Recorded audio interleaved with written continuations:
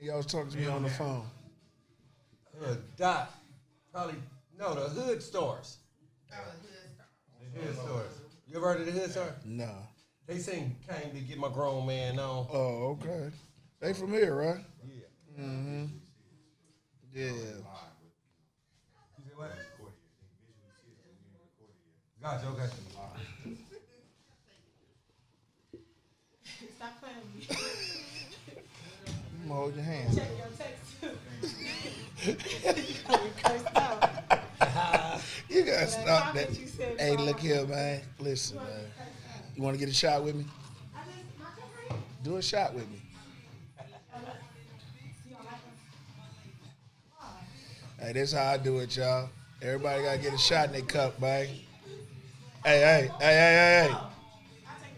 Listen, everybody gotta get a shot in the cup because we do a shot before I do everything I do.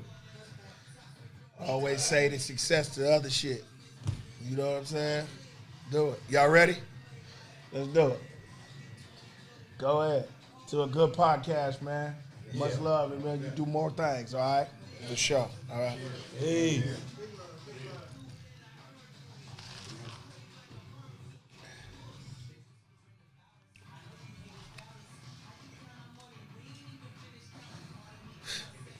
Hey, Kenya, you like my hair?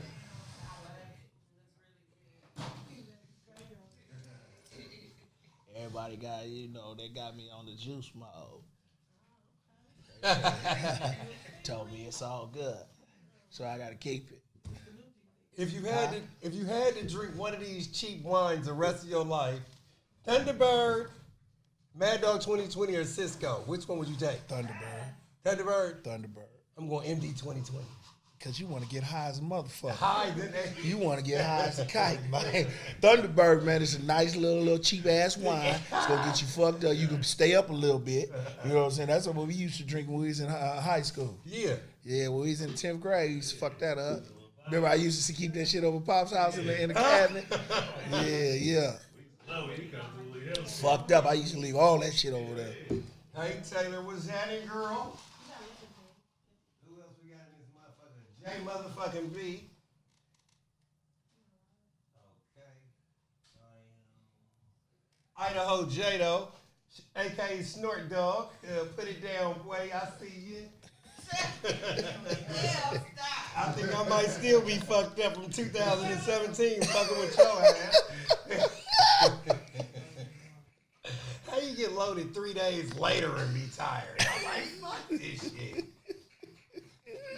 These niggas ain't working. I gotta go to work. Fuck. You know what I'm saying? Just shake them up, huh? You ready? Yo, I got a special guest, Gary Payton, world legend, not just town legend.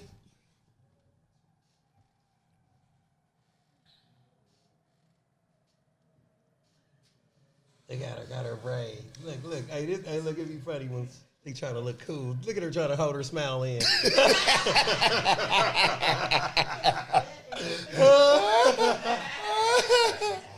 Oh, man. Yep, you ready?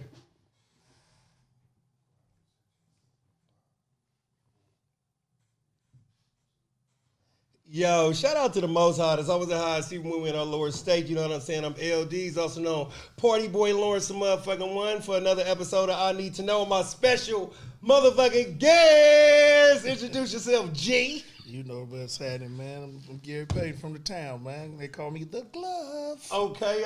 Hey, when you signed, you know what I'm saying? Didn't they give you a hat as soon as you signed? Yeah, they gave me a little Seattle Supersonic hat. You got that? No. But you got. Oh, I'm about to sign with your shit. You just got signed. Yeah. All right, I'm signed. Shit, fuck. You want me to rock it? Yeah, look, I'm doing it like that. Yeah, I'm with you. For sure. So I want to talk about what year did you come out high school in Oakland? 1986. 1986. Okay, so that was around the time when crack cocaine first dropped. Everything. Okay, so how was that?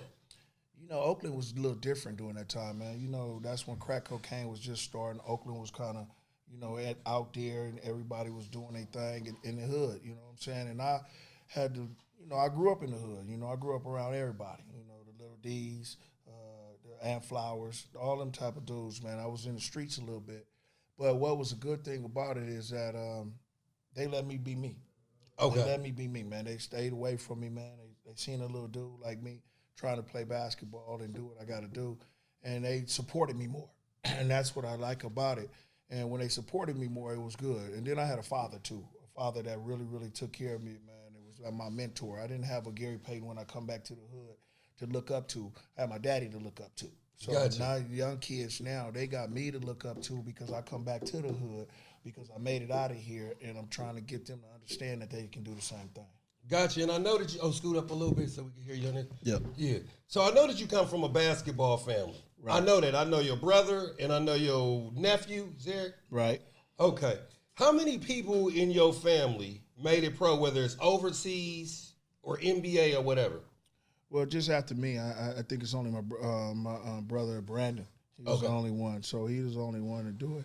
You know, that's the thing about coming up in Oakland, California. Okay. You know what I'm saying? We got a lot of talented basketball players. I can name Hook Demetrius Mitchell for one, who was probably better than mostly all of us, you know. But in your family, you know, you only get one guy that probably do that. And then you got to be that one to take it to another level and get them over. You know what I'm saying? We had the Brian Shaws that came. He only had one person come from his family. We had J.R. Ryder, probably only one guy came from his family. Antonio Davis. People like that come out of their family. We only have one guy that come out of your family that be pro.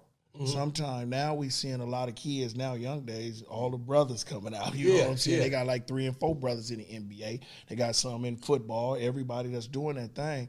I wish I could have that. You know, I wish my brother, I did wish I could have played against my brother or I played against my nephew or something like that.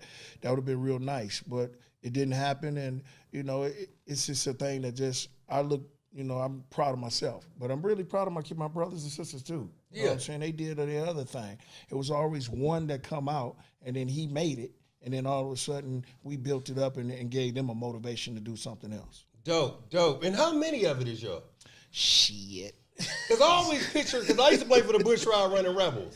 Yeah. And I always pictured it just being hella y'all. It is. I don't know if the name was just ringing, but it just seemed like it was just hella y'all, and all y'all kind of look like different versions of the same person. But you know what? You know, my daddy was the one. You know, my daddy had like 13 kids. Gotcha. So he had 13 kids, and then he had a lot of different people, different babies by different people. So my mom had 5 of us, and I'm the youngest out of the 5. And then he had 8 by different women. So, you know, as you know that song by the Temptations, Papa was a Rolling Stone. You know what I'm saying? So, but my daddy was cool, man. He was a good dude, man. He was great, man. I loved the death out of my daddy. My daddy made who I am. You know what I'm saying? So I'm not, you know, it is what it is. He did what he wanted to do. He wanted to do it that way, and that's the way it goes. You know what I'm saying? But he raised us all to be good people, and I'm glad that all of us became somebody, and we all still here. Gotcha. That's dope. Now, you went to Skyline. Yep. How many years did you play varsity? Every year I was there. I came in the 10th grade, and I played every year that I was there. Skyline recruited me to come to Skyline. You know, I wasn't supposed to go to Skyline. I was supposed to go to Oakland Tech. Because I came from Claremont and I was living in North Oakland. I was living in the Bushrod area, you know, because I went to Bushrod, I did all that stuff, and I was supposed to go to Oakland Tech. And then all of a sudden, Skyline came and recruited me, and then my pops had to go down to the Oakland Public Schools and put a petition out and say that, you know, he's fearing for my life to go to that school. Anything. Do anything, whatever you wanted to do. And then they let me go to Skyline, and that's where I went. That's dope. Do you think that you would still be the same person that you are today if you had went to Tech? You know what? I think I will be because my father was the one who pushed me to do whatever I did. I think Tech would have been more dominant. I think that if I would have went to Tech, we'd have been dominant more than we was with Skyline because I don't think my whole life would have changed. I think I would have still been the same dude I am now. I would have just been over in Oakland Tech, and then we'd have been more doper. You know what I'm saying? So I would have just been with all my dudes then. Gotcha. It wouldn't have changed nothing. I think I would just still would have been the same dude I am. And who else? Talk about some of the all-stars that was in the league at that time, like in the OAL. Ooh, boy. You know, we had George Williams, who went to Minnesota, that came from my way. We had who else was it? Henry Turner. We had Marcus Cotton. Who else we had? We had the Turner brothers. You know, the Attaway brothers. I mean, all them dudes. Even when I was coming up, Kenny Winters and them was coming in there, Ed Carver. All them dudes were Josh Lowry. You know what I'm saying? We had a lot of basketball players that came. Hook Mitchell, Antonio Davis, Greg Foster. A lot of us was in there, man. And we had a lot of guys that can come out of Oakland. And that's when we started putting Oakland on the map. Yeah. Because a lot of us went to college after that. A lot of us went to the pros. You remember Brian Johnson, the white boy that was pitching for us and doing that thing, and he went to the San Francisco Giants and the Yankees and was a pitcher. So we had a lot of guys that come out of Oakland that people don't really know about. We got a book out here in Oakland right now that's telling us about every dude that came out of Oakland that was famous. Okay. You know what I'm saying? A lot of people be talking about Chicago and New York. But Oakland is where it's at, man. Yeah. We got a lot of people that came out of here, but all they hear about is the killings and the bad stuff about us. They don't never hear about the good stuff because we don't want to preach that. And I'm glad that we made it, and me and Jason Kidd is now Hall of Famers, that now they can recognize what we've been doing for the good cause, not for the bad cause. And that these basketball players and football players and whatever is doing it. Even McClimans is sending a lot of people out. Definitely. You see your boy that's that shined all the money that went to was at Kansas City, and then Marshawn Lynch and all them guys. We got a lot of athletes that come out of here that's pretty good. Yeah. So what do you tell, like, matter of fact, what was the hardest thing about you coming from Oakland and making a transition to college? Like, what was the biggest culture shock? Ooh, that was crazy. What everybody they done heard this story about me. I was supposed to go to St. John's University in New York. Okay. Which was a school that was in it, Chris Mullins or Walter Berry and all them guys. And then that fell through because the coach wanted to go a different route, at the last minute. My mom picked my school. Picking a school that she thought that I was going to be successful at and I was going to calm down and get off the streets of Oakland. And it was Oregon State, which wasn't nothing but a college that was put into like a country. Yeah. Nothing around there, and the culture shock because it was only 15% black. Okay. So that's how it was. But I was a basketball player, and then I went in there and became a star. Yeah. And then when I became a star, it all changed because everything revolved around me. Yeah. And it was great. That's why I stayed in school for 4 years, get my degree. Didn't get it when I first came out. I got it 3 years later after I had played in the NBA and did it online. But during that time, I got enough credits to do that. You know what I'm saying? And I was only like 16 credits away from graduating when I left the school and I got drafted, and then that was the way it went. So that's what I'm saying is that, the different change that I needed, and that change was going to Oregon State and being around a coach called Ralph Miller and Jimmy Anderson, who changed my life to change me to become better and stay out of the hood so that I can be a guy who I can relate to over here and over here. That's right. Yeah, so it's all good. Okay, so what do you tell a young guy, right, that's finna go to college? Like, what is some of the advice that you got to actually give to somebody that's going to the next level? It's different nowadays. Okay. You know what I'm saying? Because talk about the difference real quick. The difference is that now that you come into college for 1 year, you can get up out of there and go pro. You know what I'm saying? Okay. So their mentality now is, man, let me just stay up in here 1 year. I ain't got to go do nothing. I ain't got to go get no education. I just got to get out of here and get drafted. During my time, we couldn't get drafted until we was like sophomore, junior, or something like that. So we would have enough time to stay in college and learn how to become a man. Okay. Wash your clothes, learn how to cook, learn how to do something in education and banking and stuff like that. Nowadays, these kids coming out of here, they 16, 17, 18 years old, maybe like 17, 18, and making millions and millions of dollars. But they still kids. That's right. You see what I'm saying? They still kids, and their mom and them got to come and direct that. With us, we coming out as we 2021, we understanding what the game is about. Yeah. You know what I'm saying? And we can do that. And that's what was a big deal of difference about me sitting in college for 4 years. Because when I came out, I was a man. Mm-hmm. When I went to college, I was a boy. That's right. You know what I'm saying? And then when I got to the pros, I became an even bigger man. That's because I had more money. You know what I'm saying? So it's a little different. You know I like shit like that. You know what I'm saying? Yeah, that's how it goes. Yeah. So Say like during the time like when people could come straight from high school into the pros, you have a really, really smart child. Really smart child. Yo, significant other wants him to go to college for 4 years. Do you say go to college for 4 years if he could get drafted straight to the pros? Do you preach go straight to the pros or finish your education? It's a different mentality because you got to understand where they come from and what their money situation is about. Okay. You see what I'm saying? Some parents be like, okay, let's get it. And they already been getting it. You see what I'm saying? So when I went to college, when I first got there, I wasn't getting it. You know what I'm saying? But then when you think about it, you're going to get it either way it goes if you just want to wait. Yeah. Nowadays, parents are not like that. You got to think about it. I'm 20. My parents is 50-something years old. Okay? Nowadays, somebody is 18, 19. Their parents is 30, 33. What you gonna do? You gonna go get that bread. That's right. You gonna go get that bag. Yeah. You know what I'm saying? So they telling their kids, man, let's get up out of here, man. Let's do this. You know what I'm saying? And then you got an entourage around you telling you the same thing. You know what I'm saying? So it's a little difference. They're not gonna tell them, listen, let's think about if you break your leg. Let's think about if something happened. You get an education, you get this, get it for free, and you do this, and we take this money and make it to something else.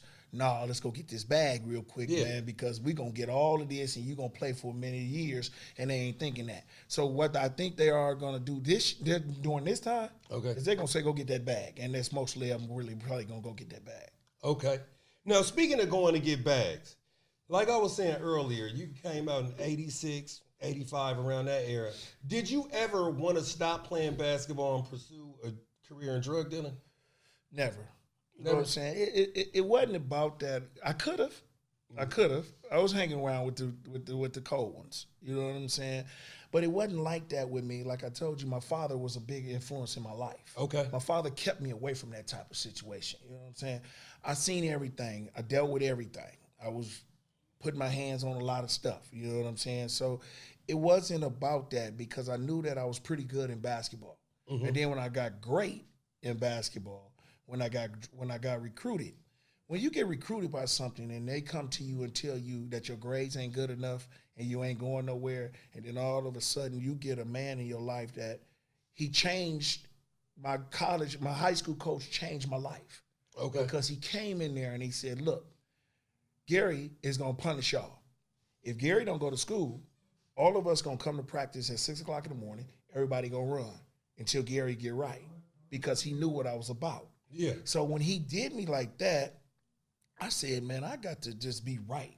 And then I got to understand, too, you got to be strong. You got to say, when you see something going on, you got to get up out of there. Yeah. And the dudes that I was hanging with, they always would be like, yo, look here, you got to bounce. Yeah. You know what I'm saying? Yeah. And then to the day, I'm still good friends with them and doing the things that, you know, it is what it is.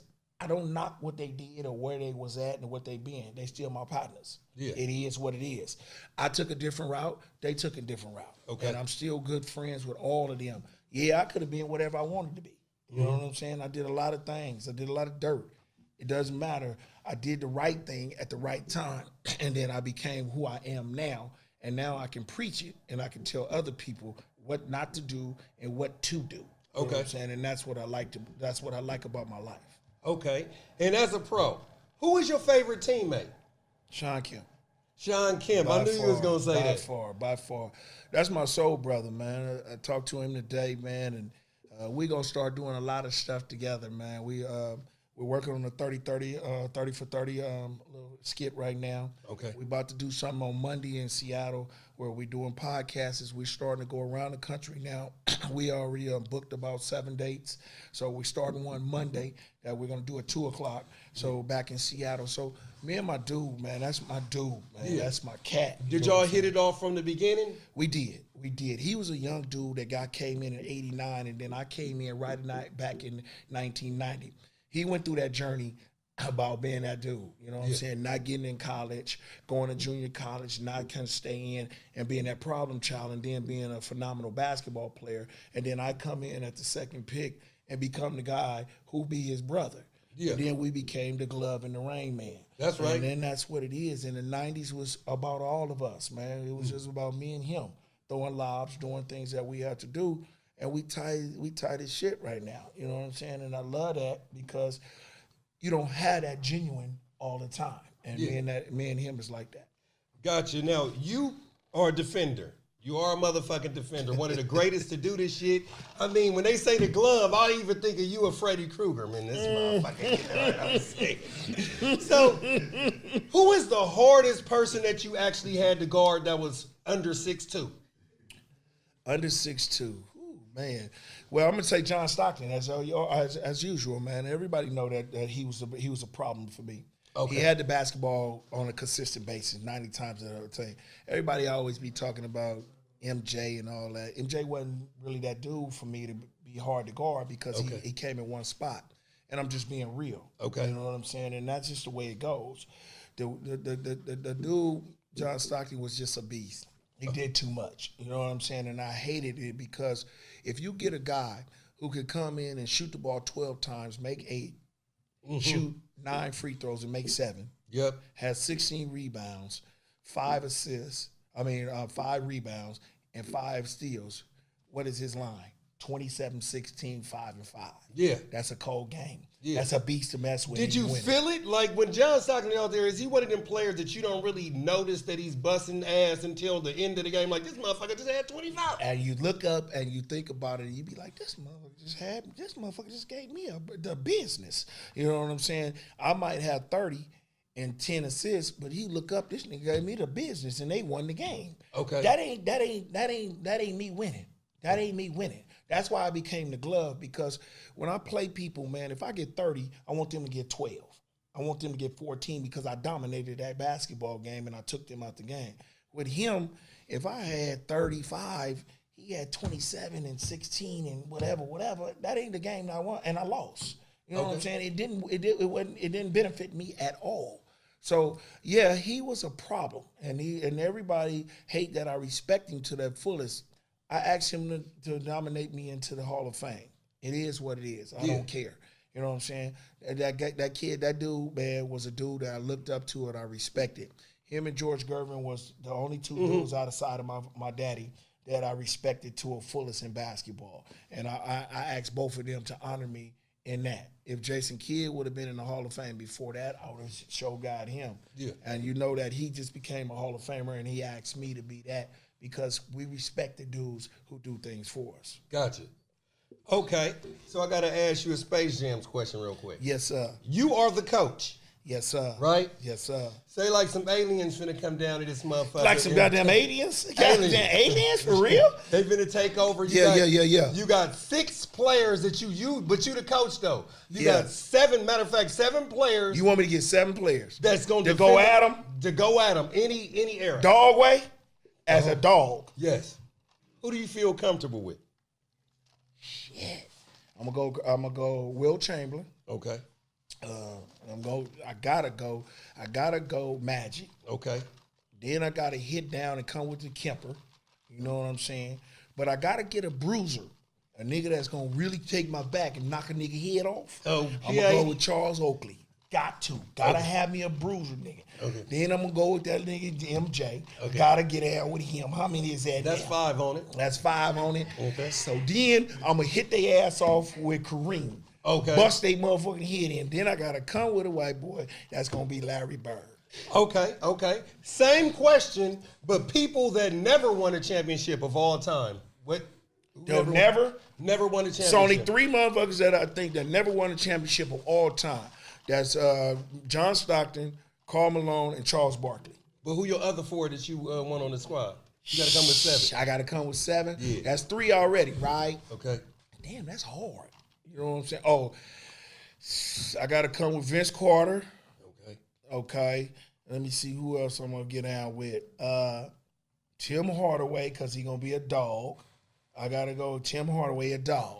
Okay. You talk about dogs, man. You talk about I'm coming to go battle some damn aliens, man. I'm down with some goddamn aliens, man. It ain't like nigga I'm battling somebody over here. You talking about a nigga that gonna shoot a nigga for me, and I'm gonna be over here. The alien right there, he gonna shoot a nigga, knock his head off. You feel what I'm saying? Sure. That's what I'm talking about. Okay. All right. So who else you gonna talk about? Allen Iverson. I was just gonna say it. Okay. I gotta go AI. Okay. How many is that now? That is 5. That's 5. I got 2 more, right? That's gonna really, really be some dog things, man. No, Steven Jack won. He won a championship with San Antonio. So, oh man, that's gonna be hard. George Gervin. Okay. I'm gonna go George Gervin, and then I got one more. Man, that's hard, man. Another dude that ain't never won a championship. That's gonna be that. Oh, and Sean Kemp. Sean Kemp. There's no Reggie Miller in this. You talking about aliens, man? You know what I'm saying? Reggie Miller from L.A., man. That's my boy, man. Okay. But he Bel Air type of motherfucker. You know what I'm saying? He Fresh Prince type of dude. You know what I'm saying? That's what I'm saying. So, who would you bet your last on? Prime for prime, full courts of 50. Allen Iverson versus Westbrook. Shit, AI. AI. All day long. Okay. Westbrook is a dog, man. I love him, man. He probably one of the only little cats right now, young dudes in the league that I really, really like. Okay. I like him. I like him a lot. And they got that little young boy now, Morant from Memphis. I like him. Them dudes is dogs. You know what I'm saying? I think Westbrook could have played in our day. Yeah. You know what I'm saying? And everybody always get it misunderstood, man. These young boys ain't going to say that our era was good. And we ain't going to say their era was good. Okay. You know what I'm saying? So they don't give us homage, and we're not going to give them homage. But I'm going to give the ones that's real, real true dog dudes. You know what I'm saying? And I think the Westbrook boy is a real dog. Okay. And is Dennis Rodman in the top 5 power forwards all time? I can't say that. Okay. I don't think that because, first of all, the reason why I don't say that is because he couldn't score like that. He wasn't scorer. He changed the game as in defensive wise, but as being everything and all that, and with defense and rebounding, you had to have some scoring for me. I don't think he did what Karl Malone did. I don't think he did what Charles Barkley did. I don't think he was like the one like with Tim Duncan, all them type of dudes, man. It's just a little bit different, man. When we talking about LeBron, it's got to be in the small power forwards to me, because he's a 6'8", 265-pound dude. You know what I'm saying? But it was a lot of dudes. Larry Bird, I don't think that is. Larry Bird to me was a power forward to me. Yeah, you know what I'm saying? So it's a little different. So if you starting off a team, would you take Larry Bird in his prime over LeBron James? Absolutely. You would? Yeah. In what way so? What is LeBron missing? Because LeBron is not missing nothing. Okay. But I'm just talking about a cat that was real, real dominant. Okay. You know what I'm saying? A real dominant. LeBron is dominant. He's an all-around basketball player. You see, so people got to understand. And I love this kid to death. Love him to death. I'm not putting nothing down about him. You know what I'm saying? And I'm going to make that be clear. If he was some other dude that I don't care about, I wouldn't give a shit. You know what I'm saying? But this is my dude, you know what I'm saying? But as in Larry Bird, as dog and talking shit and will get the ball when it's time to get a basket, that's Larry Bird. Okay. I think he's better than LeBron as doing that. But as being an all-around basketball player, yeah, LeBron. You know what I'm saying? But Larry Bird, the dog, and want to get the ball, that's what people say LeBron misses. You know what I'm saying? That he doesn't take the game over for that. Gotcha. And would you say that, you know how like they say Kobe Bryant was the newer version of Jordan or something like that? Is LeBron the newer version of Magic Johnson? Yes. Okay. Absolutely. Absolutely. I think both of them are the same type of basketball players. At 6'8", 6'9", dominate the game in any way that they can. Them two are just alike. Okay. They are buried. I think Magic came first, and now LeBron is now. Okay. And I think LeBron will become the all-time greatest all-around basketball player to ever play the game in the NBA. And that's what it is. You know what I'm saying? I'm not saying he's the GOAT. I'm saying he's the best basketball player all around that does everything. When you could take a basketball team that's nothing and bring them to the championship, and he went 8 times in a row and in mediocre teams and do it, you've done something. You know what I'm saying? You might not have put it over the hump, but you've done something. Now, if you look at Michael Jordan, he wins 6 of them in a row when he went 6 times. Yeah. That's a little different. You know what I'm saying? So it's a little different of what's happening. But you got to put him in a category of every time you talk about any great basketball player, you know LeBron is going to be there. I think By the time he leaves, he might be number 1 in scoring or number 2 in scoring. I guarantee he's going to be one of them. And he's going to be in a lot of everything else, assists, rebounds, and everything. It is what it is. You know what I'm saying? You only bring a lot of one of these dudes along every blue moon. And he's that one that's been brought along, and he's done what he has to do. So, have you ever wanted to quit playing basketball at any point in your life? I have. Talk about that. I've done it. I've been wanting to quit basketball a lot. You know In what I'm high saying? school? High school, college, pros. It is what it is. You get into a period where you get to that. You know what I'm saying? Where you just blowed out. The reason I retired from basketball is because I was tired of it. I didn't want it anymore. When basketball becomes non-fun, it's not nothing for me anymore. And at that time, after I won a championship, basketball wasn't fun for me anymore. So I said, I got to give it up. And because I went to the playgrounds and played for free and had fun. Yeah. You feel what I'm saying? And I was getting paid and having fun. Now, when you getting paid millions of dollars and you ain't having fun, damn basketball. You know what I'm saying? Because I can go take the millions and have fun by myself somewhere else. Yeah. You know what I'm saying? So I just felt like that. I mean, in high school, I felt the same way. It wasn't about me. When I got ineligible in my 10th grade year and didn't play the whole year, it wasn't fun. I didn't care about basketball. It wasn't that, but I had a daddy that knocked me over the head. College, it was at a point where everything was too easy for me. And it was too easy. I was dominating college, dominating everything I did. So I got into something else. I started doing something else. I started partying. Yeah. You feel what I'm saying? And when you start partying, it's a lot of little everything, whatever. I don't want to come to practice. I don't want to do none of that. And then, again, I got a pops check. So real quick, I want to know, when people go to college, that's like the liaison from high school to the pros. Is college really that much pressure that you feel like you got to do it? It's either now or never? You do, because that's the last step. If you don't go in college and dominate, you're not gonna go to the pros. So if you don't get drafted, then you're gonna take a chance of becoming a free agent, and then you're gonna have to prove yourself even more when you get into the pros, because you're gonna have to make that basketball team. If you get drafted, they're gonna have to give you guaranteed money, and then you can be there. You can cruise for like 2 or 3, 4 years and still get paid, and then do your thing. You know what I'm saying? So yes, it is pressure. If you want to become somebody, you got to do that. You know what I'm saying? But it is what it is, man. Some people don't take it like that. Some people just be happy that they made it. They just happy that they made it. And that's not the mentality that you should have. If you made it, God gave you a blessing to get that. And now you're supposed to take it to another level. That's what I did. You know, and I think God humbled me in my first 2 years because he made me sorry. I was terrible. People wanted to trade me, wanted to do everything, but then he blessed me by getting another basketball coach in my life and changing my life around. And you took it on in the pros? Yeah, in the pros. So then when George Karl became my coach, I became an all-star, and then I became Gary Payton, the glove. You know what I'm saying? So that's just the way it happened. Things happen for a reason, and I'm glad that it did happen for a reason. So when you left Skyline, right, and you went to Oregon, did you get those talks like, don't be fucking with no white girls while you out there talking? Hey, look here. When you come from the streets, man, you don't care who you fuck with, man. You understand me, man? It ain't about all that, man. And man, then you're young, and then everything start talking for you. You know what I'm saying? Damn, what the hell is that? That's a you gonna get ran over? That might be Karl Malone coming. The Diesel, huh? Hey, but it don't go like that. Because you become a superstar and then you start messing with whatever. Because let me tell you something. If we in here in Oakland, right?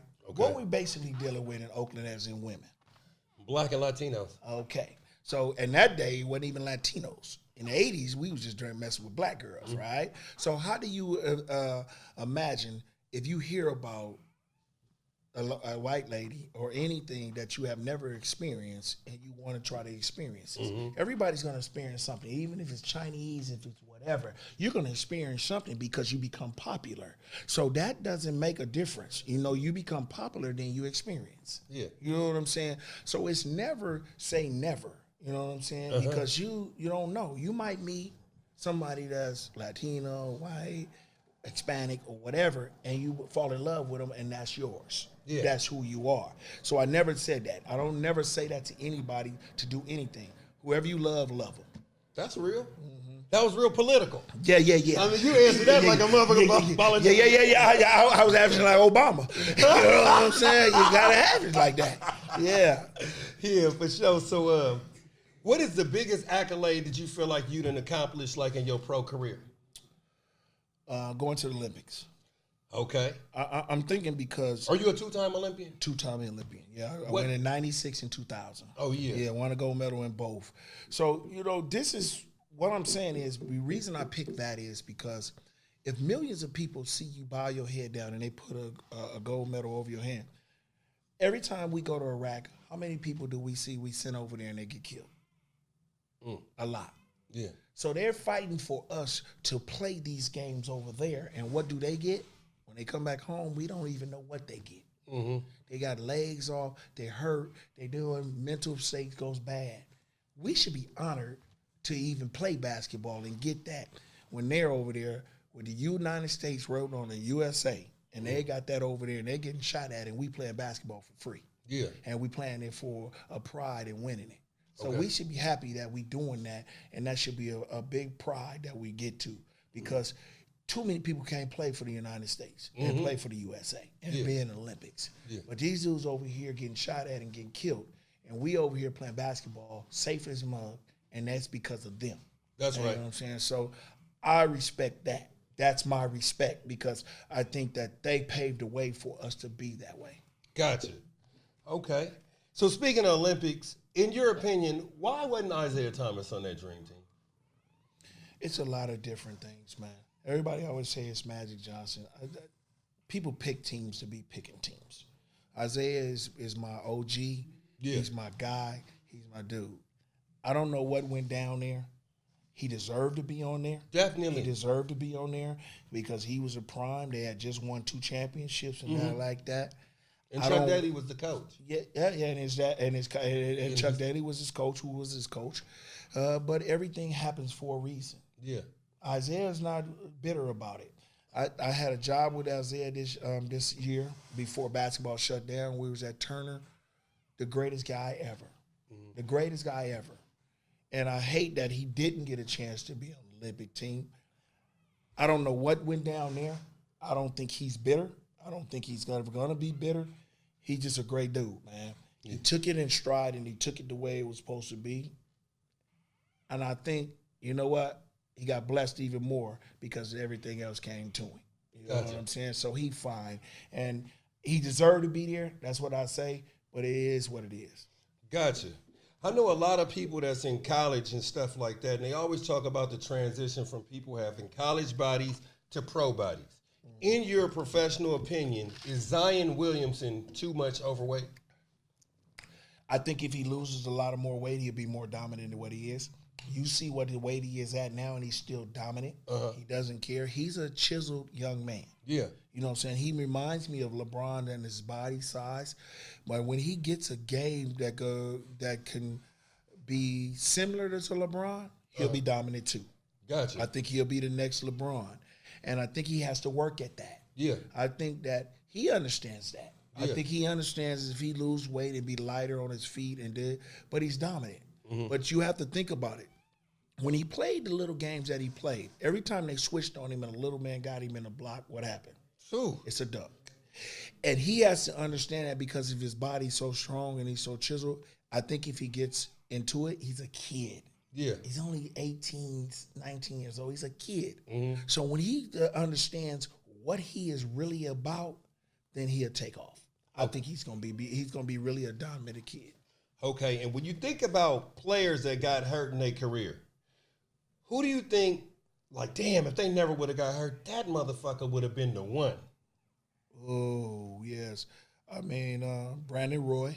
Okay. I think he would have been cold as heck. The rest of them, man, I think if Tim Hardaway wouldn't have got hurt as early as he did, he would have been cold as heck. You know what I'm saying? Even I think Yao Ming, if he wouldn't have got hurt as early. Remember, Yao Ming only played 8 seasons in the NBA. Yeah. I think Tracy McGrady would have been better than what he was if he wouldn't have got hurt. Players like that, if they wouldn't have got hurt, I think they would have been really more dominant than what people really say. And they still were dominant. Gotcha. I'm stuck on Penny. Penny was, if he wouldn't have got hurt, you know what? We forget about Grant Hill. And Grant Hill, if Grant Hill would have did whatever way, he still made the Hall of Fame. But I think he would have had numbers like now with LeBron. I think you remember he was becoming one of the greatest basketball players to play when he was at Detroit. Yeah. He was cold. I think if Penny wouldn't have been who he is, he'll be in the Hall of Fame right now. Okay. If he wouldn't have got hurt the way he got hurt, I think he would be in the Hall of Fame right now. Is Robert Horry going to the Hall of Fame? I don't think so. I don't think so. He deserves it by being championships and stuff like that. Robert Horry deserves it. But I think they go on a lot of different stuff. You know what I'm saying? So it's a little crazy. You know what I'm saying? Yeah. Okay. Okay. So where were you at when you seen that big fight at Detroit? What the fuck did you think about that? Because I know you write shit like that. I love that. You know what I'm saying? Where the world met a piece and Stack, and Steven Jackson is my young brother. Steven Jackson, okay, that's my boy. You remember he was the one in the stands getting it in. Him and World Metal Peace. You know what I'm saying? So I was over there. I was like, well, if they want to throw a beer, get down. You know what I'm saying? If they want to do that, get down. So you know what I'm saying? I was loving it. Yeah. You know what I'm saying? That's the way I get out, man. You know what I'm saying? It's an eye for eye. If you do what you do, man, be able to back it up. Yeah, because I know that you a big time shit talker on the court. Talk about some of the times where you actually came to blows with a motherfucker. Well, niggas didn't want to get out at me like that. I'm sorry with my language. They didn't want to get out at me like that, man. And people didn't want to get out at me like that. It's because I don't really want to play with you too much, man. All that talking and all that crap, man. That's too much for me. Once you keep talking, that's when you get messed up. You know what I'm saying? That's when a lot of things happen and then it goes all bad. It's going to do what you got to do, man, and we talk about it later on. You know what I'm saying? But in our day, we can fight. Nowadays, it's about pistols and stuff like that. You know what I'm saying? So I'm not into the fighting now. It ain't even necessary. I'm too old for that. But in the day, man, yeah, I'll try you because I'm going to be at the club every night. And then you're going to be at the club, so we're going to have to work it out. Is Gary Payton the biggest shit talker in the league of all time? Absolutely. It's nothing but me. Okay. Ain't nobody. And if anybody want to say something about it, holler at me. Okay. Ain't nobody that be better than me about this shit talking, man. It was me. So they say Michael Jordan is a pretty big shit talker. It's me. Okay. Give a shit about what they talking about. It's Gary Payton. It's me. Okay, okay. And this is the last question about MJ. A lot of people talk about how good he is on offense. Can that motherfucker really play good defense? Not on me. Okay. Yeah, you know what I'm saying? But no, he was a good basketball player, man, on defense too. He had a lot of good hands and feet. You know what I'm saying? He was a good dude like that. You know what I'm saying? But when you got two dogs going at each other, the other one dog gonna be like, you can't guard me. The other dog say, I can't guard you. That's how me and him was, you know. So that's why I say what I say. I said he couldn't guard me. He said I couldn't guard him. I don't expect nothing else with two dogs. Yeah. But he became a good defensive player because all you had to do was move your feet and do a lot of things. You know what I'm saying? Get your hands on a lot of basketballs, and that's what he did really well. Me and him did that well. We got our hands on a lot of basketballs and got a lot of steals, and people one-on-one can go at you. You have to figure people out. Yeah. You know what I'm saying? If you don't figure them out, you're in trouble. You know what I'm saying? And he came to figure people out on defense. Okay. So who you taking? You got to rank them. Gary Payton, Jason Kidd, Tony Parker, Steve Nash. I'm not going to rank myself. Okay. Because I don't get into that. But I'll go to the other three. I'll go Jason Kidd, Steve Nash, and Tony Parker. Tony Parker last? Yeah. Okay. Yeah. I'll have to go with him because I think Jason Kidd was more of an all-around basketball. He changes the game. Okay. He changed the game in every aspect. I mean, when you go to Steve Nash, he did the same thing. He changed the game in every aspect, and I think he had a better jump shot than Tony Parker. I think he did a lot more. He was a lot more smart. I don't think smarter. I think he did a lot of things more different, and he did that. Tony Parker would have to come third for me. Gotcha. And Tony Parker is a Hall of Famer. Don't he got like 4 rings? Yes, I think he got 5. Yeah. Yes, I think he got 5, and he will become a Hall of Famer. I think he's up in like a year or so. Yes, and he will be a Hall of Famer. Gotcha. Do you think that Spurs team could have beat the '96 Bulls? We don't know about that. You know what I'm saying? I don't say put teams against teams because they didn't play each other. You know what I'm saying? It's different eras, different things. I'm not gonna say that they could have beat them and they couldn't and they can. I don't know about that. I don't judge that because I don't know what would have happened. We don't know what would happen. You know what I'm saying? So I'm not gonna say they would have beat them. No, they wouldn't have. No, I don't know because it just didn't happen. How do you think the game has changed now versus then? It's a little bit softer. You got a lot of more fouls, a lot of more free throws. They don't have their weapon is a 3-pointer. Our weapon was a big man. I think that during our era, we had people at every position: shooting guard, point guard, small forward, power forward, center. And our main weapon was a center. You would have to go through the center for us. You would have to dominate. You would have to double Shaq. You'd have to double the Dream. You would have to double David Robinson. You would have to double Patrick Ewing. You would have to double Yao Ming. See, them guys would give you 50 if we didn't double them. One-on-one, they couldn't guard them. So nowadays, what NBA players are doing now is they switching. Switching big men to players that can play one-on-one basketball. We would have never did that. We'd have got the ball out of that player's hand and didn't deny him the game. You know what I'm saying? But nowadays, you can't do that because you're going to get in foul trouble. Because you're going to foul him. He's going to get the fouls. He's going to shoot free throws. As you see, dominant basketball players now shoot 20, 30 free throws a game. And then they make 30 of them or 29. You shoot 31 free throws, you make 29. You got 29 points, and you can shoot 4 for 50, and you still got 50 points. That's crazy. You see what I'm saying? So that's just the way the game goes, and this is their era. They can have their era. It is what it is. This ain't my era. So I'm not going to knock their era or nothing like that, but I'm not going to put my era down. I think my era is the best. I think their era is the best. So even though there's no way to tell, do you think that if you came out right now that you'd be more dominant with your same mentality? Everybody got to understand I was 21 too. I was 20 years old too. I was athletic as them. They say we were slower than them.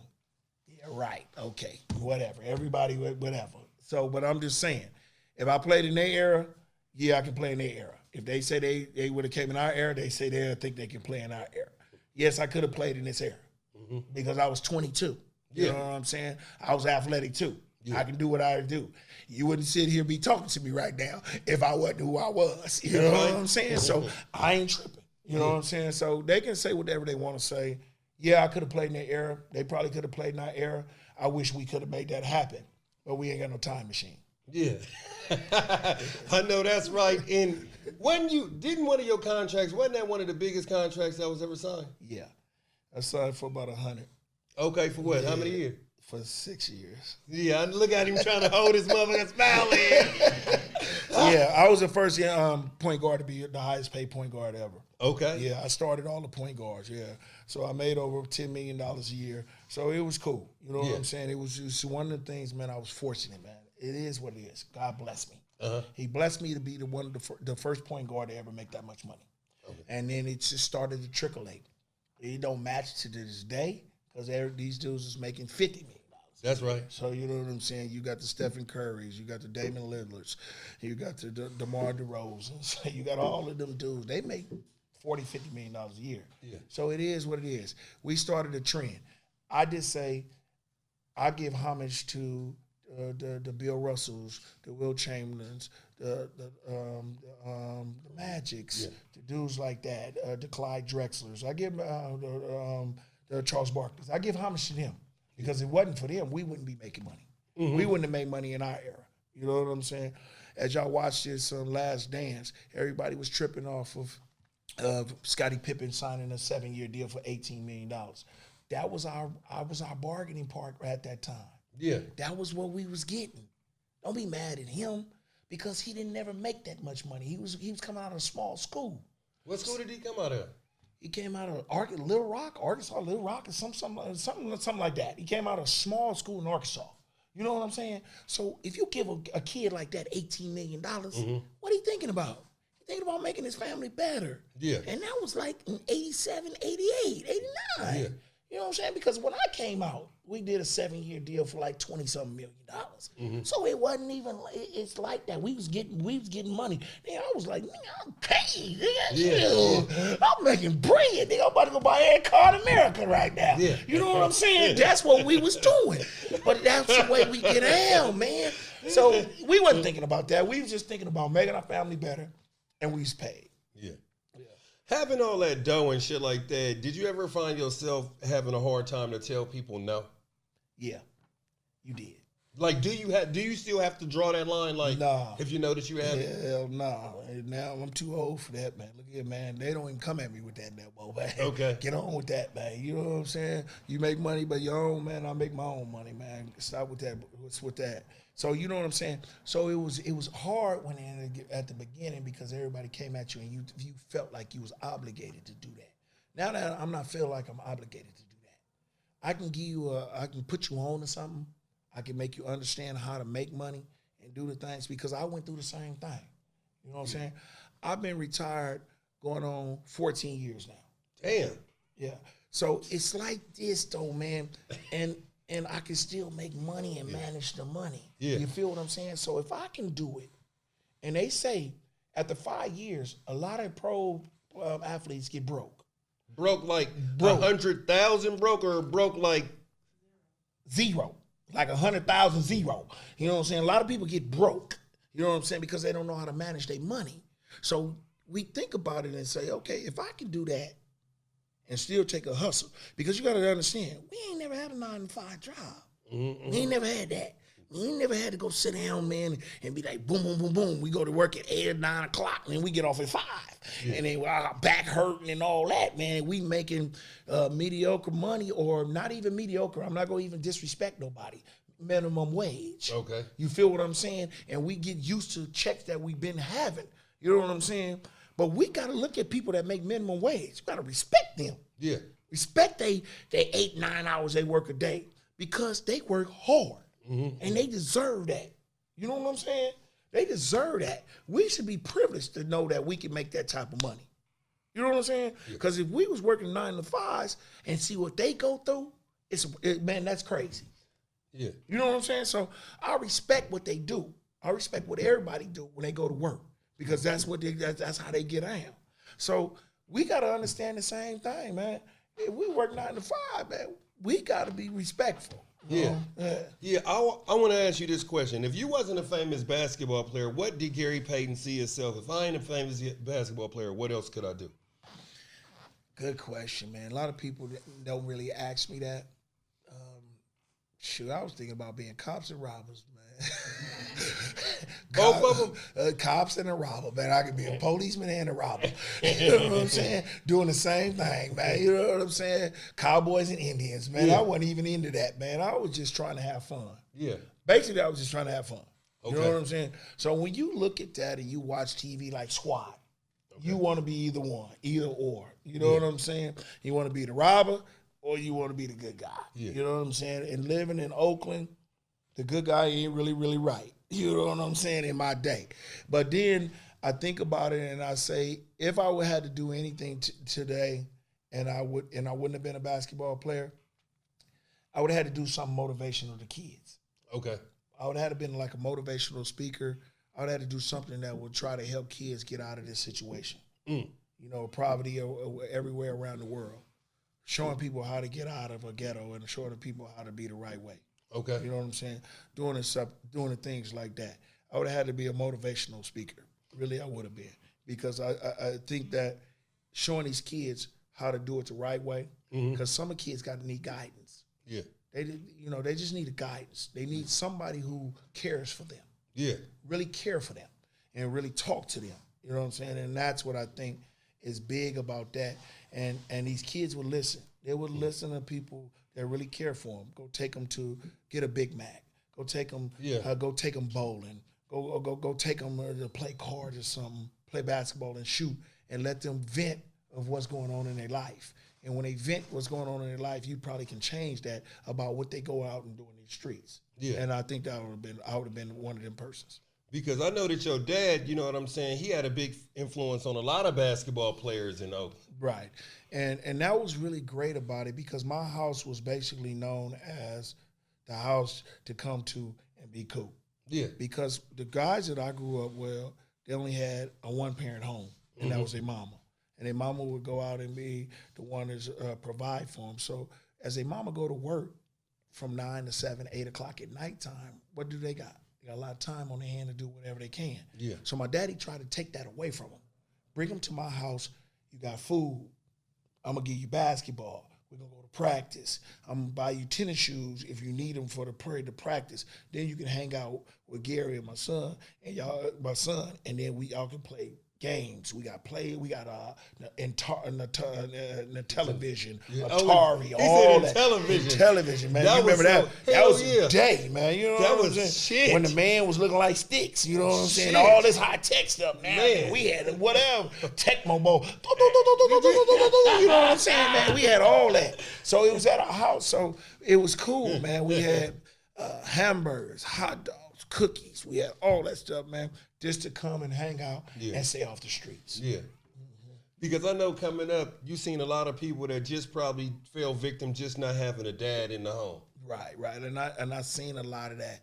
And my daddy was their pops. Yeah. And they got respected. And what my daddy did is when he got off work, he'd go by everybody's school. And if he see you hanging out there and y'all see that white Suburban come rolling down the street, you in trouble. You know what I'm saying? He gonna get in your head, in your butt. You know what I'm saying? You know, I got suspended one time from school, and the principal called and said he about to send me home. And my daddy said, no, leave him there. I'll come get him. And I got whooped in front of everybody to prove a point to everybody that I wasn't bad. What grade was it? This is in the 11th grade. 10th or 11th grade. Yeah. It was cold, man. But you couldn't get out at my pops like that because my pops would fight. You know what I'm saying? He'll knock you out. You know what I'm saying? And it was what it was. You know what I'm saying? So I was like, man, I don't want to get whooped in front of everybody. That's embarrassing. You know what I'm saying? It's embarrassing to get whooped in front of your partners and you think you the tough one. You know what I'm saying? And they fall in your league. Now you getting whooped by your daddy, now Pops is the man. You know what I'm saying? He the man. So now I'm just like, it is what it is. So when I get in trouble, man, look here, man. Let me holler at you, man. Let me do detention every time. Man. Just don't call that dude. You know what I'm saying? Don't let him know. You know what I'm saying? So it was one of them things, and that's why a lot of people got out of this Oakland because of my daddy, because he was that guy who guided them, and he gave them a platform to come and play basketball, to do things, come by the house, talk to him anytime he wanted to, and that's why I think I'm here for this, because my pops is not here to this day, and I think that I have to talk to these kids. And when people come at me talking about, let's talk about stuff, and can you help mentor these kids and do stuff and get back to this neighborhood and then back to this Oakland, I think I'm obligated to do that, to make them understand that we still can be motivated to get up out of here and be better. And that's what I've been taught, and that's what I'm gonna be doing till the day I die. Gotcha. And was Bo Kimball your friend? Bo was cool, but not in college. You know what I'm saying? I had to get at him. You know what I'm saying? But now, you know what I'm saying? Me and him is like this. You know what I'm saying? But in college, I got at him. He hit me from 52. I hit him from 48. You know what I'm saying, in the game. So it was the same game. It was on ESPN, and good dude. You know, Hank Gathers was my guy. Hank Gathers, Hank was my guy. Yeah. I hung out with Hank. Me and Hank went to the Olympic trials together as college players, and me and him got real tight. And when he died, it was a big loss in my life when he died from his heart condition. So me and Bo wasn't like that. They grew up in Philly together. Yeah, they went to USC and then went to Loyola Marymount. So that Hank was my guy. Yeah, for sure. Where were you at when you got the call that he passed away? They were playing in their tournament, and we were playing in our Pac-10 tournament. And when I got him off the court, and everybody was big news on the news, and one of my guys called and said, "Man, Hank passed. Man, he just fell out on the floor." It really hurt me. It hurt me a lot, man. Even when Lenny Bias died, I was a freshman in college, and we seen all of that, and about all the situation that happened, man. Them two dudes was two of my dudes, man. Lenny Byes I looked up to. Yeah. He was like 4 years or like 3 years older than me. He was about to go. He just got drafted by Boston, and all that stuff happened in Maryland. And when he died, and then Hank died like 2 years later. 3 years later, it just hurts me that during that time we wasn't testing for all that stuff. Now with Lenny. Lenny just had a thing that happened. You tried something out and it didn't work. And with Bo, now that we chasing for hard problems and stuff like that, because a lot of people have passed out, I think it's good for us to do that. Good. And where were you at when you heard Kobe pass? Well, that was the biggest thing in my life, man. I basically cried when I heard that, because that's my little brother. That was my little brother, man. I was really close to that kid. You know what I'm saying? So it was a Sunday, and I usually don't leave on Sunday. And I was going to Atlanta to do my Turner thing, because I do it on Monday, Tuesdays, and Wednesdays. And as soon as I got off the plane, I went to the hotel. And it didn't even click. I went to sleep. And as soon as I got up, my phone was blowing up. And everybody was talking about, did you hear me? And my son had called me crying. My youngest son called me crying. And he was like, man, did you hear about Kobe? Pops, man, Unc dead. Boy, stop playing. You know what I'm saying? So I turned on the TV, and the TV wasn't really reporting it at the time. And then I started getting blowed up about a lot of other people, and they started saying it was true. You know what I'm saying? And then when it was going, and then I just really got emotional, and I cried in my room for a minute.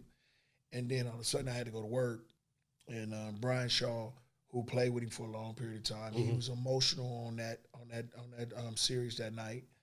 And it was like, it's crazy. You know what I'm saying? When you see one of your dudes that you really didn't. I had talked to him a week before that about Hall of Fame and what was going to happen. And it just, I keep hating talking about it. Yeah.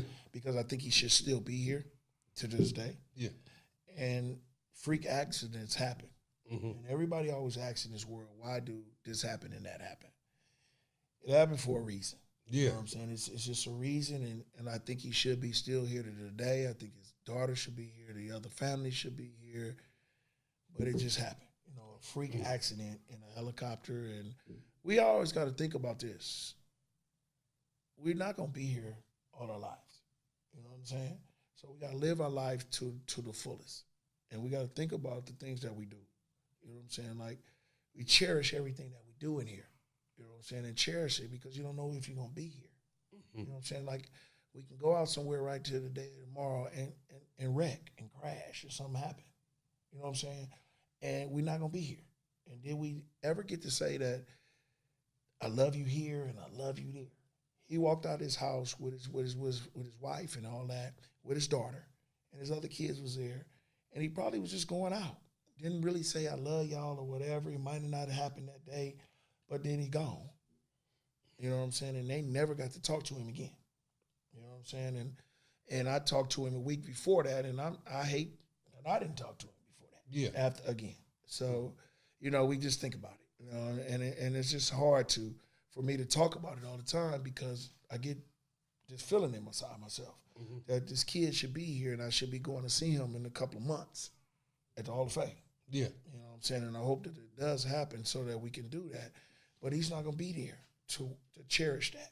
You know what I'm saying? And then he deserved it, and it's just sad that he's not here no more. Okay. And in retrospect, is there anything that you wish that you would have did from like high school up into the Olympics? No. You know what? I tell everybody, I don't ever want to change nothing in my life. Okay. Because if I do, I wouldn't be this person here now. That's today. Right. I wouldn't sit here and be talking to you nothing. Everything I did in my life, it is what it is. It was meant to be. I'm not going to say I can go back and say I wanted to change it. No, I don't want to change nothing. Everything I did was a purpose, and I learned from every purpose that I did, even if it was good or bad.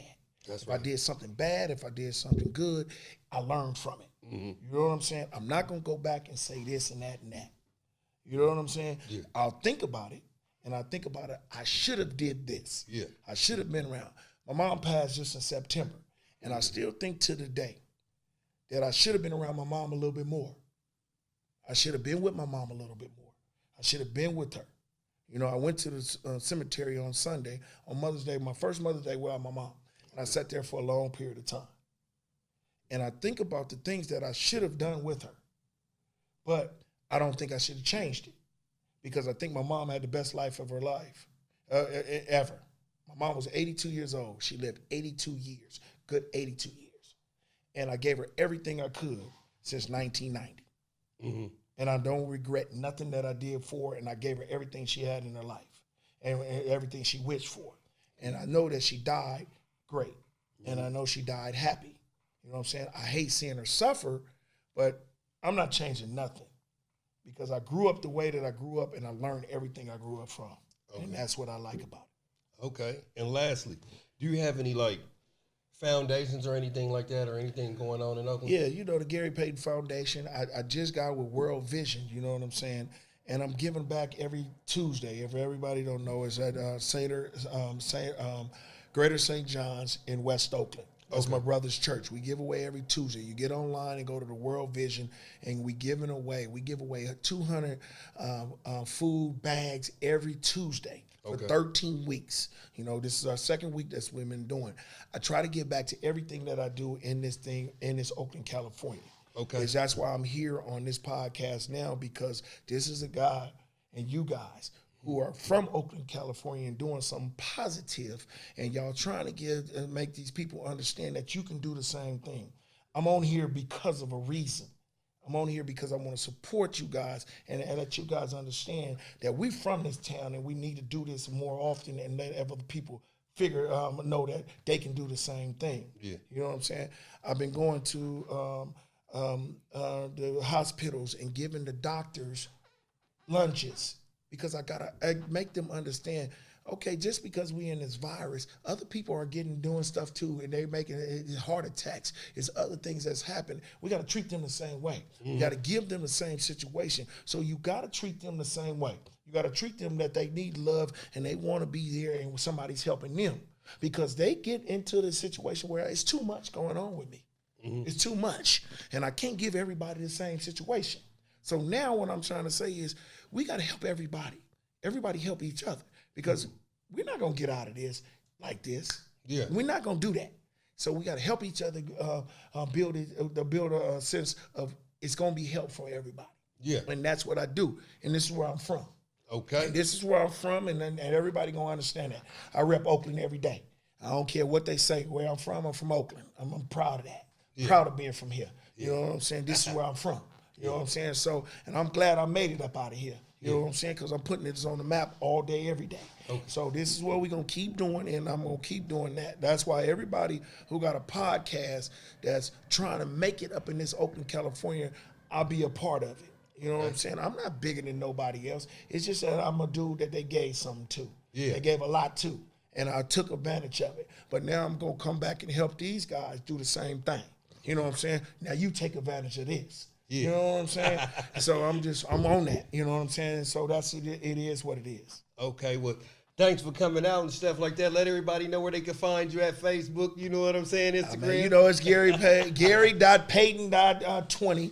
I'm all on Twitter. I'm on Facebook. I'm on Instagram. I do everything, man. Y'all know I don't get out with this old social media stuff. I don't want me doing all this crap where I'm in here doing that. So it is what it is. I post the right things. I post the things that I need to post so everybody can get out. I do a lot of stuff, too. I'm on a lot of stuff, so it's all good. Boy, you got the garbage pail. You got the lunch pail, man. I gotta let everybody know. You got the lunch pail, man. Man, look here, man. Boy, you old school, man. That's nice, man. I went there. How old was you then? Man, I was about 26. Okay. You know what I'm saying? I'm good, man. But it's all good, man. There you go, baby boy. Thanks, man. That's it, man. And I am Deez, also known Lawrence, the motherfucking one, for another episode I Need to Know. And as usual, come on, you know what I want.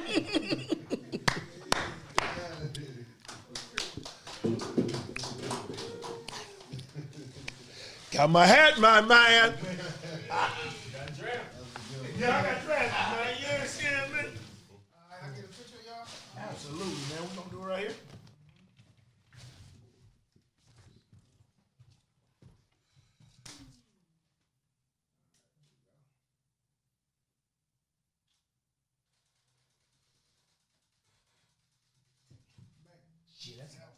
Down, 50,000 motherfucking bitches right there, boy. Yeah, clang, clang, clang, clang, clang. Yeah, we got it.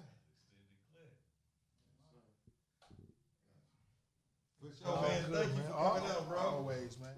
Always a pleasure. Yes, sir. You want to do it, Brian? Yes, sir. Yep, sure.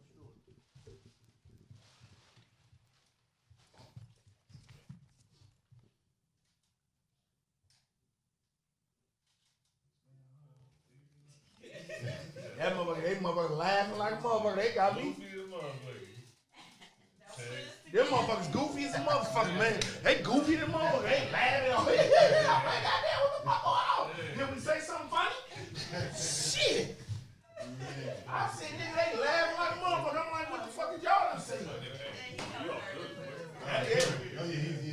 Yeah, I'm fucking with you, nigga. I might get you, nigga. Hold some shit with me, man. I got some shit going on. For sure, I'm definitely down. Yeah, you the motherfucking comedian of the Oh, week. yeah. Yeah, motherfucking week, man. Appreciate having me. I got some pizza, you know. I got this show called the Love More Show. You want to just say I believe in myself on it, you feel me? You part of it? Both of y'all. All right, y'all. And I appreciate that, you know, them What is it called? words.